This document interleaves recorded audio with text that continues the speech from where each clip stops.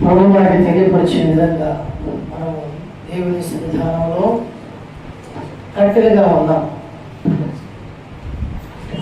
పరిశుద్ధాత్మ దేవునికి దేవుని మాటలు అగ్నిగా మనకున్నట్లుగా రాయపరచారు. ఎంతమంది గట్టిగా వాడారు? గట్టిగా ఎంతమంది వాడారు? కట్టెలు అదేమో పుల్లలు ఎదుర్కొంటారు, ఇక్కడేమో కొండికాడ. ఇంకొకటి అంటే లేనిపోయి మాటలు చెప్పే కట్టెలు. 4వ కట్ట రాయబడింది ఇశ్రాయేలు జనులే కట్టెలు. ఇశ్రాయేలు జనులే కట్టెలు. కనుక మీరు నేను దేవుని సన్నిధానంలో ఎలా ఉండాలంట చెప్ప ఎలా ఉండాలి? కట్టెలుగా ఉండాలి. ఆ కట్టెలను దేవుడు ఆయన మాట చేత, ఆయన లేఖనాల చేత, అది ఇచ్చిన వాగ్దానాల చేత మనల్ని మండిస్తాడు. హల్లెలూయా. మనం మండే వ్యక్తులుగా ఉండాలి. మండే పొయ్యి మనకు కావాలి. స్టవ్ సరిగ్గా మండకపోతే ఏం చేస్తాం? శుభ్రంగా కడిగి సూది పెట్టి దాని బెజ్జాలన్నీ క్లీన్ చేసి కొంచెం కొమ్ములు వేసి, దీపం మండకపోతే ఏం చేస్తాం? దాన్ని ఒత్తు బయటికి లాగి దాన్ని బయట కట్ చేసి, సేవకుడి పని అదే. మమ్మల్ని ప్రభు సరిచేసి కుటుంబం నుంచి పరిచయాడు. మేమేం చేస్తామంటే మమ్మల్ని ఎలాగో దేవుడు నడిపించారో ఆ అనుభూతిలోకి మీరు నడిపించాలని మీరు కూడా కట్టెలుగా మారాలి. కట్టెలుగా మీరు మారాలి. కట్టెగా ఉన్నప్పుడే ఆ కట్టెలో ఒక చిగురు దేవుడు తీసుకొస్తాడు. ఆ కట్టెలో దేవుడు అగ్గిని పంపుతాడు. ఇంకా కట్టెల ప్రశ్న చాలా పెద్దగా ఉన్నట్టు ఉన్నాయి, కానీ చాలా పుస్తకం తీసుకొచ్చినాడు. కట్టెల గురించి చాలా పెద్ద ప్రసంగాలు ఉన్నాయి. అహరోను చిగురించిన కర్ర, ఆ కట్టెలు 12 కట్టెలు పెట్టారు. ఒక కట్టె మాత్రమే చిగురించింది. నీ జీవితంలో, నా జీవితంలో ప్రభువుకి ఇచ్చినప్పుడు ఎండిపోయిన స్థితిలో మనం దేవుని దగ్గర ఉన్నాం. ఎప్పుడైతే ప్రభు పిలుపుకు లోపడతామో, ఎప్పుడైతే ప్రభు యొక్క చిత్తానికి లోపడతామో, ఎప్పుడైతే దేవుని చిత్తానికి మనం అంగీకరిస్తామో, వెంటనే మన కర్ర నూతనంగా మార్చబడుతుంది. హల్లెలూయా. ఇది యేసు ప్రభు వారి జీవితంలో ఉన్న అనుభవం. యెషయా 50 అధ్యాయం మొదలు వచ్చి ఏమరాయబడింది? ఇదే కదా. ఎండిన నేలలో లేత మొక్క వలైన మలిచాడంట. ఎండిపోయింది. మన జీవితం కూడా ఒక ఎండిపోయిన కట్టెగా ఉంటే ఒక లేత కొమ్మ దాంట్లో ప్రభు తీసుకొస్తాడు. రాయబడింది, ఇశ్రాయేలు జనులు నా కట్టె, నా మాట అగ్ని అని చెప్పాడు. దేవుని మాట మనం ఇంతగా ఈ కట్టె తగలబడుతూ ఉండాలి. చెప్పండి ఏం చేయబడాలా? ఈ కట్టె మండుకోవాలి. కట్టెగానే ఉంటే ఈ అగ్ని మిమ్మల్ని తగలబెట్టకపోతే ఎలా రూపాంతరం చెందుతారు? కట్టె కాలిన తర్వాత కట్టె ఏమైపోతుంది చెప్పండి? బాగా కట్టె కాలిపోతే బూడిదైపోతాడు. ఏమవుతుంది? బూడిదే. హల్లెలూయా. పాత నిబంధనలో రాజులు, పాత నిబంధనలో భక్తులు వాళ్ళు ఉపవాసం ఉన్నారంటే బూడిదలో కూర్చునేవాడు. నిజమేనయ్యా? బూడిదలో కూర్చునేవాడు. బూడిద దేని సదృశ్యం? ఉపయోగం లేదు. నా వల్ల చెప్పండి ఏలేదు? ఉపయోగం లేదు. యేసు వారి జీవితంలో ఒక నిమిషం మనం వాక్యం ధ్యానించేద్దాం. యెషయా రాసిన పుస్తకం చదవండి. యెషయా పుస్తకం, యెషయా ప్రవాదన పుస్తకం 50వ అధ్యాయం 50వ అధ్యాయం రాయబడినట్టుగా 53వ అధ్యాయం 2వ వచనం. యెషయా ప్రవాదన పుస్తకం 53వ అధ్యాయం 53వ అధ్యాయం 2వ వచనం. లేత మొక్కవలెను ఎండిన భూమిలో, ఎండిపోయిన భూమిలో మొలచిన మొక్క వలె అతడు యేసు ప్రభువారు ఆయన ఎదుట పెరిగెను. యేసు ప్రభువారు తండ్రి ఎదుట పెరిగాడు. ఎండిపోయిన చెప్పండి, ఎండిపోయిన పెరగబడింది. 2వ వచనంలో ఎండిపోయిన భూమి. హల్లెలూయా. మన బ్రతుకు ఎండిపోయిన, యేసు ప్రభువారు ఎండిపోయిన దాంట్లో నుంచి చిగురు తీసుకొచ్చారు. మమ్మల్ని చిగురింపజేశాడు. అందువరకు మీరు కూడా చిగురించాలనే దైవ జనుల ద్వారా ఆశ్రయించాలనే ప్రభు తీసుకొచ్చాడు. అయ్యగారు మొదటి వాక్యం తీసుకొచ్చాడు. ఎదవరాలు దీవించడానికి తను ఒక మర్మం చెప్పాడు. ఒక దైవ సేవలు ప్రార్థన చేస్తుంటే దేవుడు చెప్పాడంట, యేసు ప్రభు ముందుకి యవనస్తుల ఆత్మ పరలోకి రాజ్యం వెళ్తే, రే మీ అమ్మ నా కోసం ఏడుస్తుంది, నీ కోసం ఏడుతుంది, నా దగ్గర నువ్వు వెళ్ళిపో అని చెప్పాడు. అతనేం చెప్పాడు పరలోక రాజ్యంలో శాంతి ఉన్నది, నేను వెళ్ళాలన్నాడు. ప్రభు మళ్ళీ అతను యేసు ప్రభు అతని ఆత్మ భూమిలోకి పంపించినప్పుడు అక్కడ చూసి యేసు ప్రభుని ఈయన కనుక ఎవరు చూశారట? యేసు ప్రభుని చూశారు. హల్లెలూయా. దైవజనులు పలికిన మాట మనం ధ్యానించినప్పుడు కొన్ని ఆలోచనలు దేవుడు ఇస్తాడు. నువ్వు కూడా దేవుని ఆ వాక్యాన్ని, దేవుని మాటలను ధ్యానించడానికి అనగా గ్రహించడానికి నీవు సమయాన్ని కేటాయించాలి. కట్టెలుగా మారాలి. మందిరానికి వచ్చినప్పుడల్లా మనం ఎలా మారాలి చెప్పండి? ఎలా మారాలి? చెప్పండి. యేసయ్యా నువ్వు అగ్ని, నేను అగ్ని. చెప్పండి. యేసయ్యా నువ్వు అగ్ని, నేను అగ్ని. బైబిల్లోనే రాయబడింది. చెప్పండి. నాలుక అగ్ని, యేసయ్యా నువ్వు అగ్ని, నేను అగ్ని. నీ ప్రతాపం నా ప్రతాపం చూసుకున్నావురా? యాకోబు రాసిన పత్రిక 3:8 రాయబడింది. చెప్పండి. యేసయ్యా నువ్వు దహించే అగ్ని, నేను కూడా అగ్ని. ఉందా రాయబడిన మాట? తెలీదా మీకు? యాకోబు రాసిన పత్రిక 7వ వచనమా 6వ వచనం చూడండి. చెప్పండి చదవండి. యాకోబు రాసిన పత్రిక 3:6వ వచనం. నాలుక చెప్పండి. యేసయ్యా నువ్వు అగ్ని, నేను అగ్ని. చెప్పండి. యేసయ్యా నువ్వు అగ్ని. చెప్పండి. ఎంత మంచిగా మీరు చెప్పండి. యేసయ్యా నువ్వు అగ్ని, నేను అగ్ని. ఆయన పర్లోక రాజ్యాన్ని తగలు పెడతామంటే మన భూలోకం తగ్గ పెడతాం. అయ్యా చెప్తారు, ఇంటిని పోయి తగలు పెడతాడు. ముసలోడు పోయి ఇంటితో పోయి తగ్గ అక్కడికంటే ఇక్కడ తగ్గిస్తాడు. కనుక మన అగ్ని ఆరిపోవును కాక. చెప్పండి. మన అగ్ని ఆరిపోవును కాక. చెప్పండి. మన అగ్ని దేవుని అగ్ని. హల్లెలూయా. మనం తగ్గేదే లేదంటున్నాం. నా దగ్గర ఉంటే ఆ అగ్ని నాకేది. ఈ అగ్ని ఏం చేస్తాడు? పేదవారి మీద కాల్చు ఉంటుంది. ఎప్పుడెప్పుడు రెడీగా ఉంటుంది అగ్ని. సాయంత్రం పుస్తకం చదువుకోండి. వారి పెదవుల మీద ఏమనిచి ఉంటుంది? అగ్ని పడుతుంటుంది. మన ఒక మాట అంటే ఆ కుటుంబమే కాలిపోతాడు, ఆ మనిషే పతనమైపోతాడు. నీ అగ్ని నిన్ను, నీ అగ్ని నీ ద్వారా ఇతరుల్ని, నీ అగ్ని నాతో నాలో నగ్గి నా ద్వారా ఇతరుల్ని ఏం చేస్తుంది? నాశనం చేస్తుంది. ఆ అగ్ని మనకు అవసరం లేదు. సాయంత్రం పుస్తకం చూడండి. పలికి మారినవాడు ఈడులో ద్రవి పైకెత్తును, వారి పెదవుల మీద అగ్ని మండుచున్నట్టు.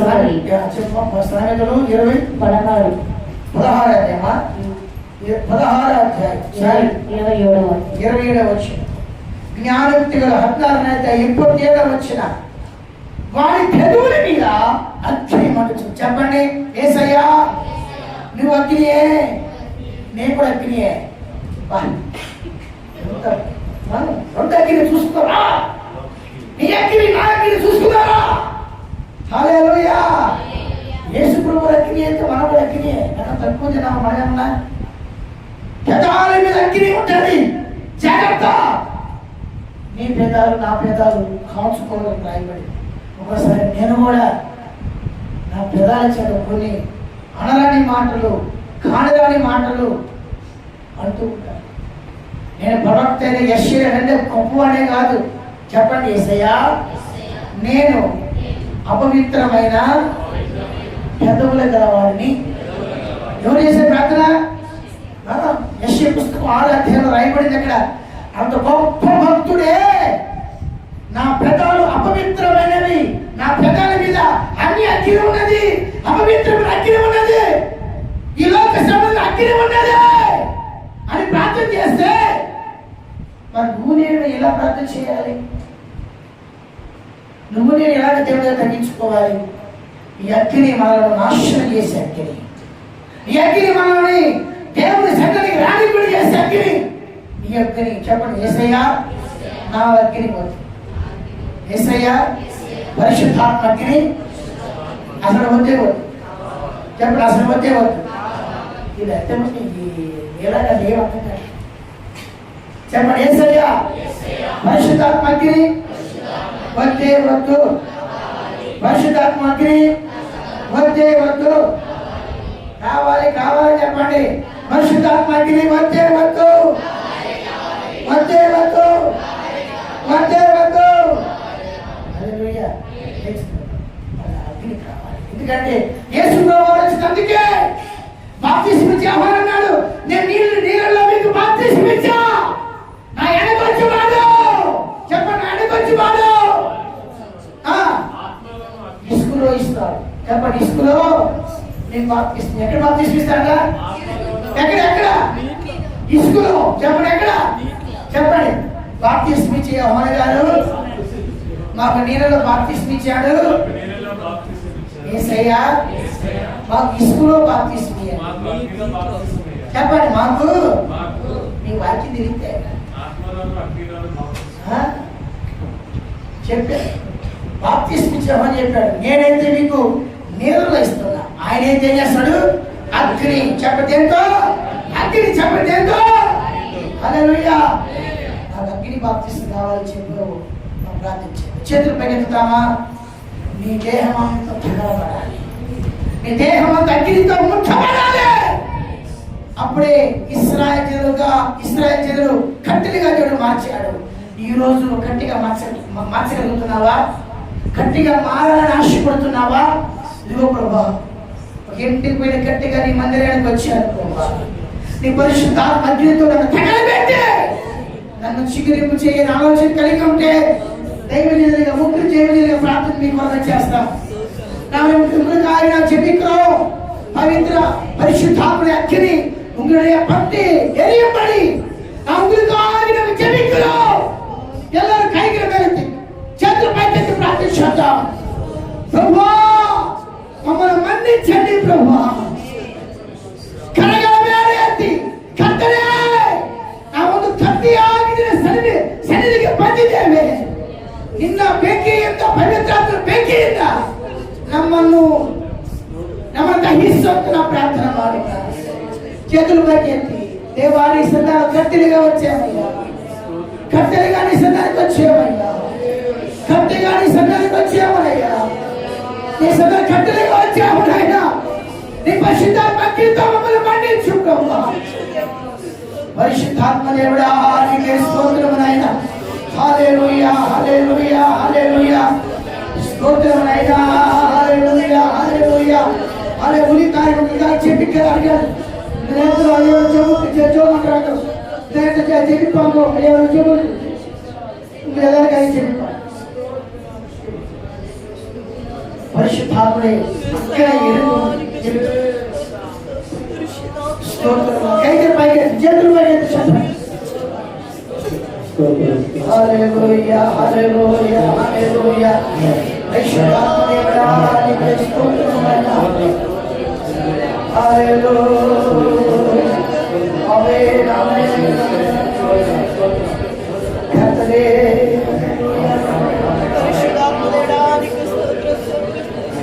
స్తోత్రపా, స్తోత్రపా, స్తోత్రపా, స్తోత్ర.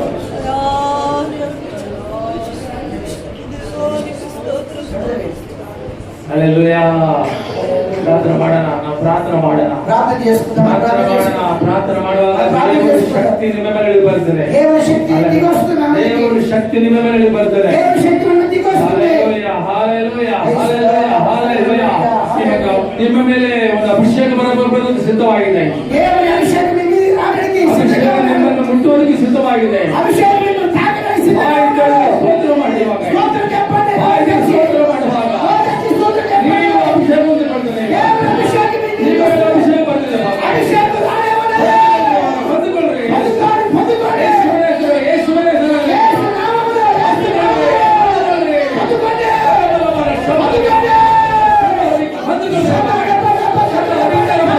ಸ್ತೋತ್ರ ಮಾಡಿ.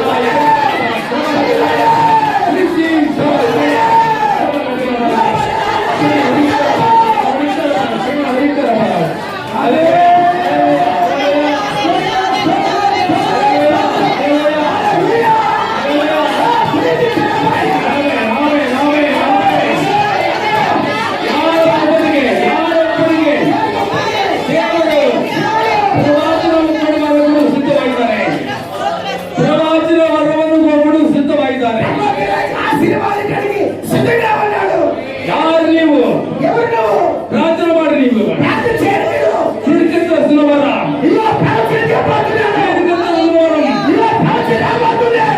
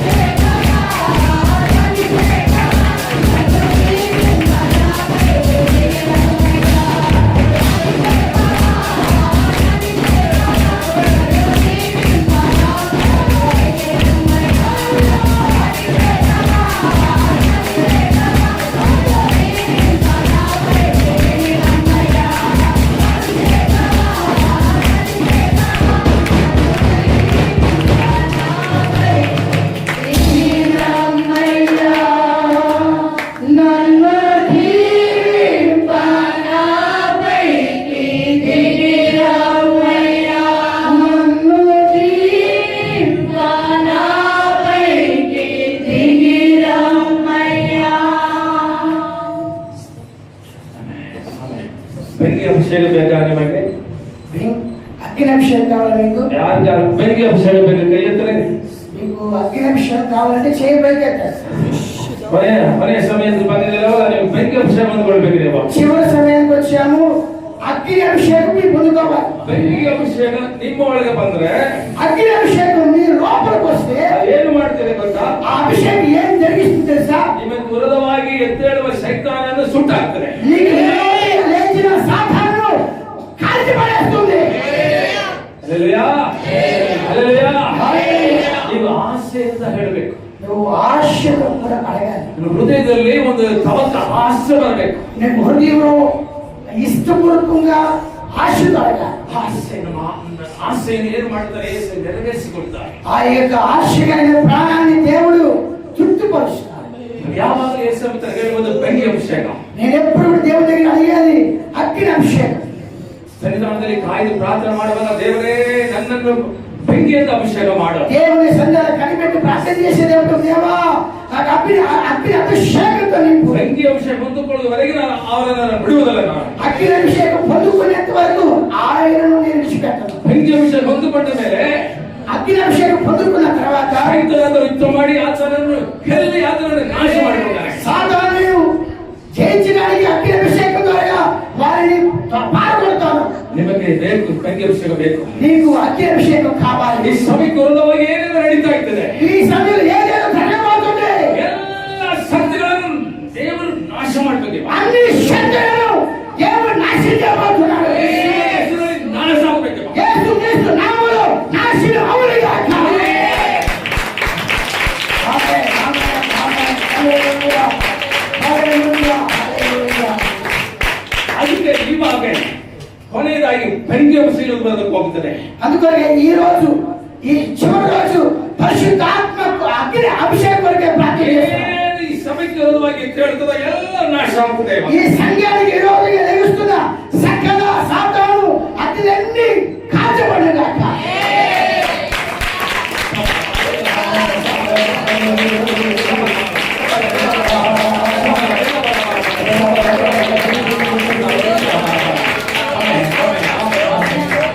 ನಾವು ಪ್ರಾರ್ಥನೆ ಮಾಡಕ್ಕೆ ಹೋಗ್ತೇವೆ. ಅವಾಗ ನಾವು ಪ್ರಾರ್ಥనలో గెలవచ్చు. ನಾನು ಪ್ರಾರ್ಥನೆ ಮಾಡಿದ ಮೇಲೆ ಸಭಾವನ್ನು ನಡೆಸ್ತಾರೆ.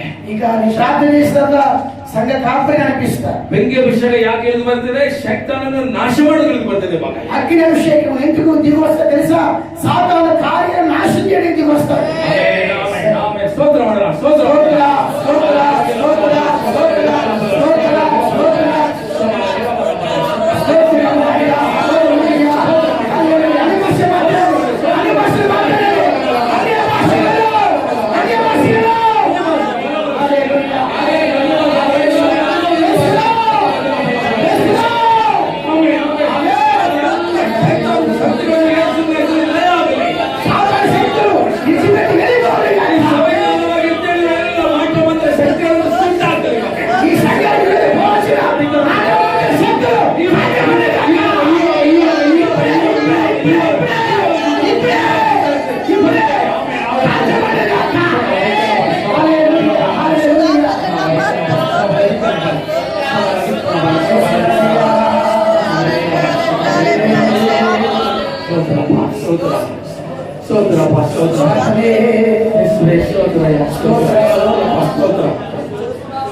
స్తోత్ర ಎಲ್ಲ ಮಹಿಮೆ ನಿನಗೆ.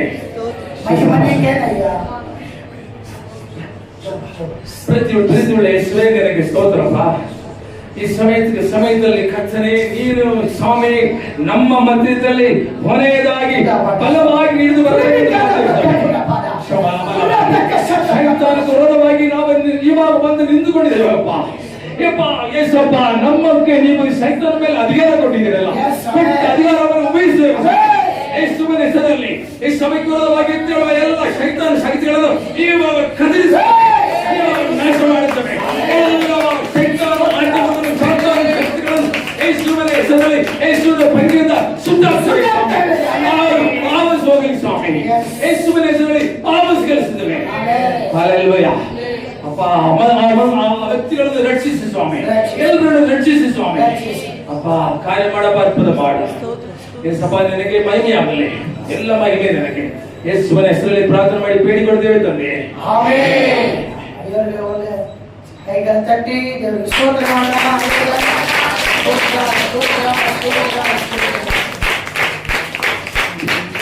ಅತ್ಯಾಶೀರ್ವಾದ ಮಾಡ್ತಾರೆ. ಕೊನೆಯ చివరి ఆశీర్వాదం. దేవా స్తోత్రం తండ్రి. ఈ 4 దినాలు కూడా మీ యొక్క పరిశుద్ధ గ్రంథాన్ని ధ్యానించడానికి బట్టి వందనాలు. మీ యొక్క విభిన్న ప్రతి కుటుంబాన్ని జీవించి ఆశీర్వదించి మీ కృపలో భద్రపరచు. వారి జీవితంలో పరమ రాజ్యములకు చేరుటకు వారసులుగా సిద్ధపరచున్నాను. అయా విన్న ప్రతి బిడ్డల కుటుంబాన్ని ప్రభు మీ హస్తానికి అప్పచెప్పు. తండ్రి నన్ను కూడా సేవకుని కూడా ప్రభు ఎంతో భారంతో కూడిన ఈ పరిచయం చేయడానికి కృపనిచ్చి, శక్తినిచ్చి, బలమిచ్చి మమ్మల్ని బలపరిచి నడిపించారు. ప్రేమను బట్టి పరిశుద్ధాత్మ దేవుని ద్వారా మాట్లాడటం కృపనిచ్చారు. దాన్ని బట్టి స్తోత్రాలు చెల్లిస్తూ సర్వ ఘనతమైన మీకే చెల్లించు యేసు పరిశుద్ధ నామమున అడుగుచున్నాం తండ్రి. ఆమేన్. తండ్రి యొక్క ప్రేమయు కుమారుని యొక్క కృపయు పరిశుద్ధాత్మ అన్యోన్య సహవాసము మీతోను మాతోను ఈ లైవ్ లో ఉంచిన ప్రతి కుటుంబాలను ఆయన అక్కడ పర్యాంతరము తోడై ఉండి కాచి కాపాడి నడిపించును గాక. హల్లెలూయా హల్లెలూయా హల్లెలూయా.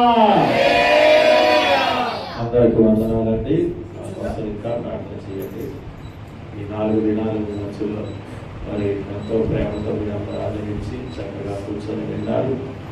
మరి ఎంతో మీ ప్రేమను చూపించారు. తర్వాత మీ అందరూ కూడా ప్రభుత్వ వందనాలు చెల్లిస్తూ ఇంకా దేవుని కార్యాలు ఏ రీతిగా మరి బోధిస్తూ నడిపిస్తూ దేవుడు ఆయుధంగానే దానికి సేవ కావాల్సిన కుటుంబం కోసం ప్రార్థించాల్సిందిగా ప్రభుత్వ కూర్చుందాం. చిన్న సన్మానం చేద్దాం.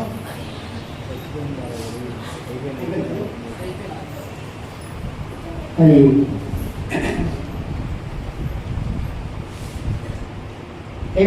బలాన్ని తీసుకొని మనం తెలుసుకున్నాం. దైవజనులు తూతుకూరు ప్రాంతం నుంచి వచ్చిన 2014 నుంచి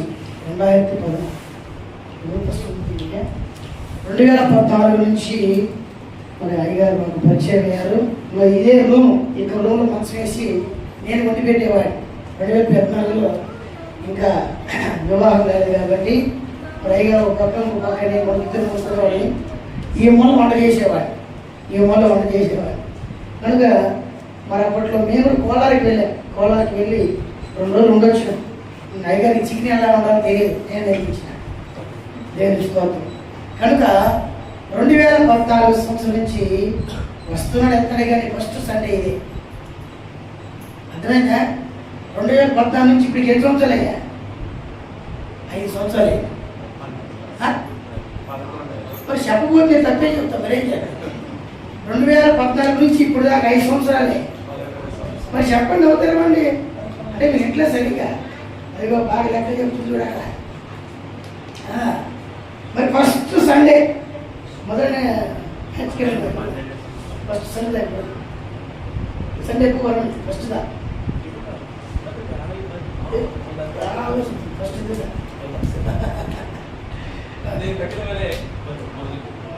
సండే ಬಂದಿದೆ సండే ఇదే ఫస్ట్.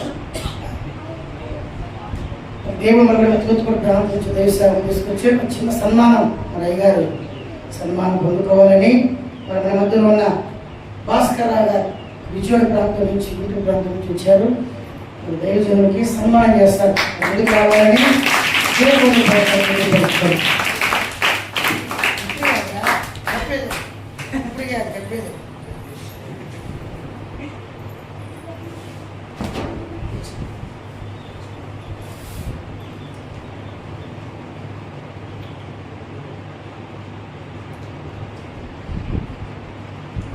ఇప్పుడు కొట్టాలి సార్.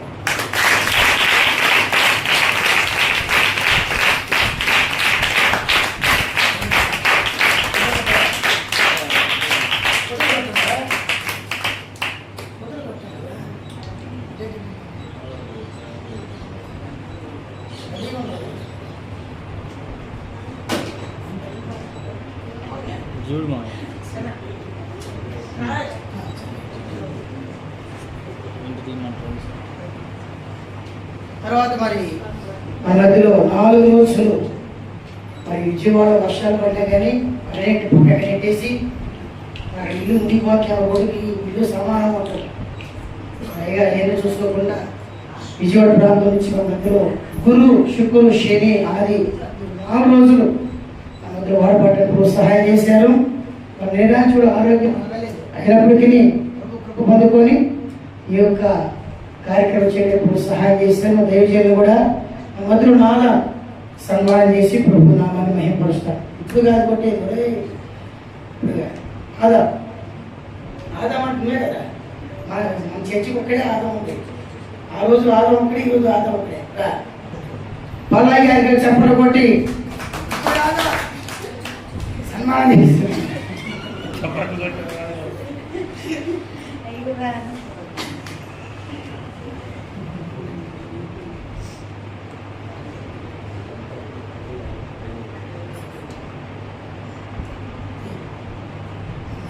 లాగే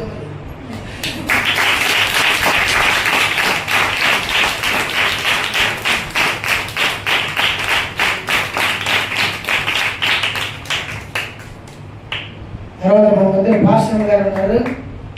మీ అమ్మాయికి లోపల ఇచ్చేసిన సార్ ఇచ్చేసి మరి పైకి వస్తే వీణమ్మ గారు మన మధ్య ఉన్న రెడ్డమ్మ తల్లి వచ్చి సన్మానం చేస్తాం.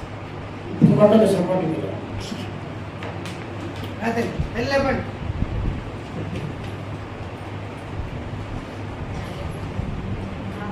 మళ్ళీ జాకెట్స్ ఫుల్ జాకెట్స్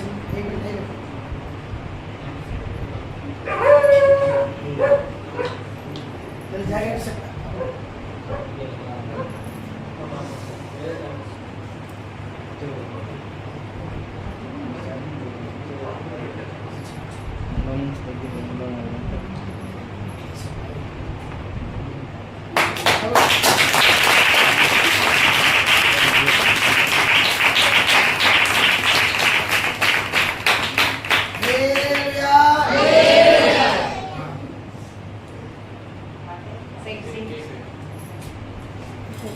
వీణమ్మ రాకపోతే నా భార్య ఇంటి షాప్ అయినట్టే. రాత్రి 10 గంటలకు వండుకోవడం ఉంటుంది. పొద్దున్న 5 గంటలకు వచ్చాక పొద్దున్న 5 గంటలకు వచ్చిన వ్యక్తి రాత్రి 10 గంటల షాప్లోనే మా భార్య కొంచెం పోయి కొనుక్కుంటుంది కదా అమ్మతో కొనుక్కు. అదేయ్యా మంచి కురిపించాడు. ఒంటరిగా సొంతమైపోవాలి. ఒంటరి అంటారు కదా, ఒంటరి సొంతం. ఒంటరి మన కొంచెం విశాలంగా ఉంది. ఆడైతేనా దూరం కట్టాడు మా ఒంటరి. అది తిరిగితే మనిషి కూడా ఉంది. విజయవాడ సిటీలో కదా అట్లే ఉండేది. రాత్రులు విశాలంగా కట్టినాడు, ఒంటరిగా ఇంత కట్టినాడు. మనం ఎట్లా ప్రార్థన కదా వీరికి కడతాము, వంట కదా పెద్ద కథ కదా. అట్లా కాదు, తిండి కదా చిన్నది, ప్రార్థనగా పెద్దది కట్టాడు. చెప్పడం సరే దేవుడికి నా ప్రేమ ఏదో చేయాలి దేవుడి కోసం. అలాగే మరి దైవజీవులకు ప్రోత్సాహం చేసి అందరికీ ప్రేమ ఉంది.